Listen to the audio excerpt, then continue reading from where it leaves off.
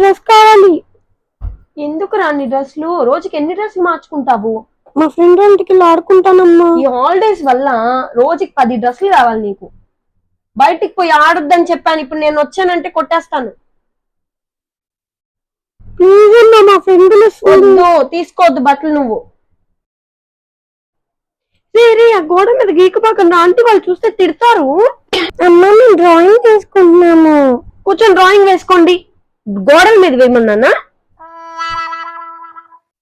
పదన్నా ఇంక అన్నం తిందరు.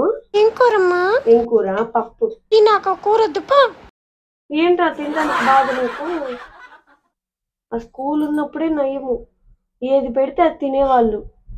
ఇంటి దగ్గర ఉంటే అదొద్దు ఇదొద్దు. మనకి ఎగ్ కూరే కావాలి. మళ్ళా మీకోసం ఇంకొకటి చేయాలి. ఈ సెలవులు ఎందుకు ఇస్తారో మా తల తినడానికి. అమ్మా నాకు ఆకలి, తొందరగా చెయ్యమ్మా. స్పెషల్ గా మళ్ళా అది చెయ్యి ఇది చెయ్యి అని చెప్పి. అమ్మయ్య వంట అయిపోయింది. ఈ ఎండాకాలం వస్తే చాలు, అసలు వంటగదిలో ఉండాలంటేనే చికాగ్గా ఉంటది. వంట పని అంతా అయిపోయింది, కొంచెంసేపు అలా రిలాక్స్ అవ్వచ్చు. ఏంట్రా? గులాబ్ జామ్ కావాలమ్మా.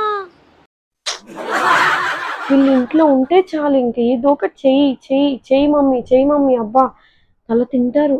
స్కూల్స్ ఉన్నప్పుడే బాగుండింది, ఈ సెలవులు వస్తే చాలు మమ్మల్ని కాల్చుకొని తింటారు. పడుకోండిరా, మధ్యాహ్నం అయినా పడుకోనివ్వండిరా.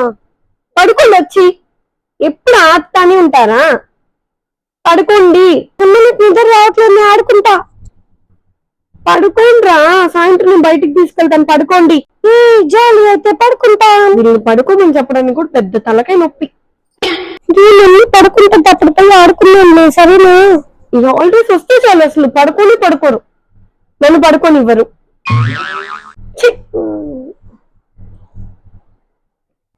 రే మమ్మీ పడుకుని ఇంక వెళ్ళి ఆడుకున్నాం, పదండ్రా.